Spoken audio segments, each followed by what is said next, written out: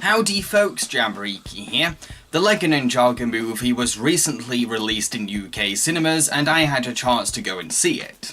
This movie centres on a team of elemental ninjas led by a teenage boy called Lloyd and guided by his uncle, Master Wu. These ninjas are always having to face an evil warlord called Garmadon, who happens to be Lloyd's father.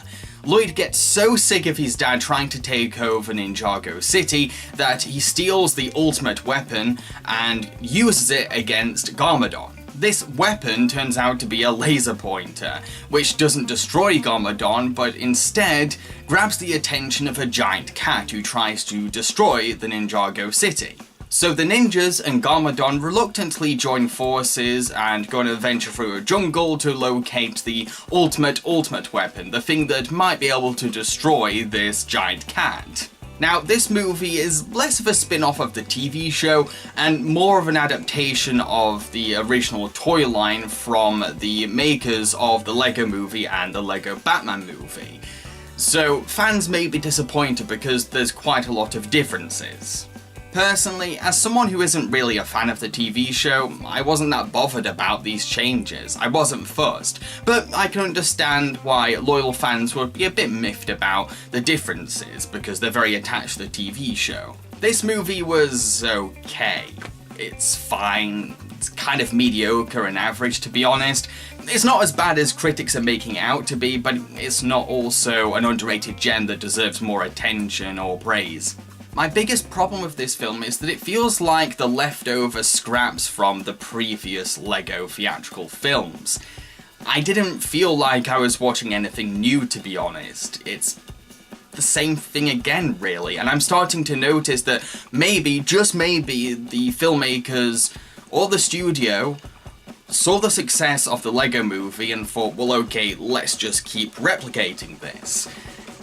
These films are starting to rely heavily on the same templates and formulas, and that is most evident in this entry in the series. For example, they all seem to be about a supervillain trying to destroy or take over a Lego city. It's starting to get stale now. I can understand having just 2 of these movies doing this, but 3? And I think the filmmakers are missing opportunities to explore other kinds of threats or conflicts. But audiences will get tired of seeing the same movie. The whole philosophy and spirit of Lego is to encourage imagination and creativity, telling kids that they can tell any kinds of stories at all. Also, because this is Lloyd's story, more than anything, the other team members don't really get much development. They don't have much personality to them. They're very one-dimensional. And when you first meet them, that's what they're like for the rest of the film. They don't get much attention in the writing department. Heck, everything we learn about Lloyd's team is quickly summed up in a news report at the start of the film. Yes, the storytelling can get this lazy. And it's not just their personalities that aren't really developed. Their skills as martial artists and elemental warriors don't really have that sense of progression. It's incredibly rushed. Like, any idea of them getting better is quickly done, in a moment. Sometimes it's play for laughs, but either way it ends up feeling like they're not really getting better naturally. It's very forced development. And the movie really isn't that funny. It didn't get any belly laughs from me, just mainly mild chuckles and smiles. That's very irritating because one of the great benefits about the previous Lego movies was how it could make me have really loud, boisterous laughs. And this movie doesn't really do that.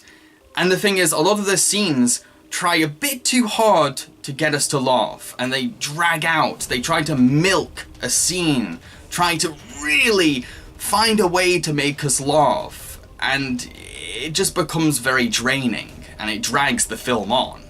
But despite all my gripes, there's one thing that kind of worked for me and sort of made the film stand out from the others, and that would be the relationship between Garmadon and Lloyd.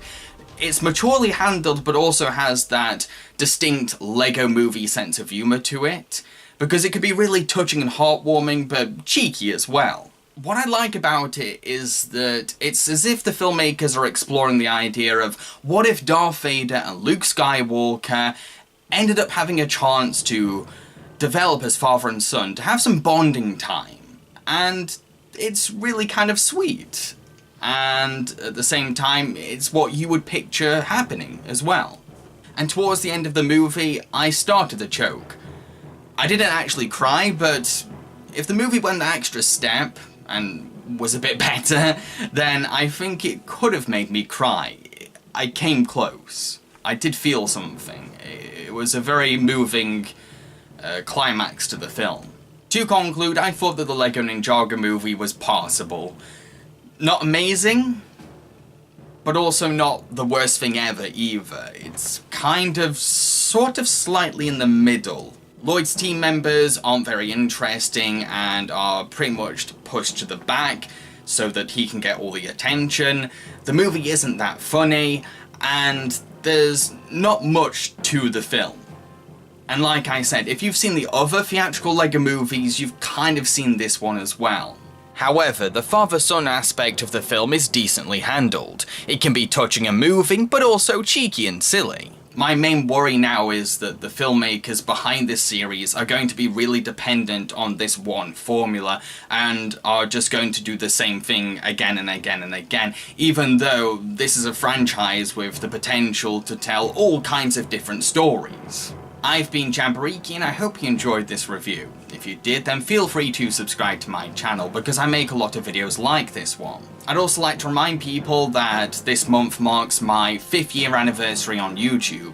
To celebrate, I'm going to be holding a countdown where you all decide the entries. If you want to take part in this project, then click in the link in the description box below.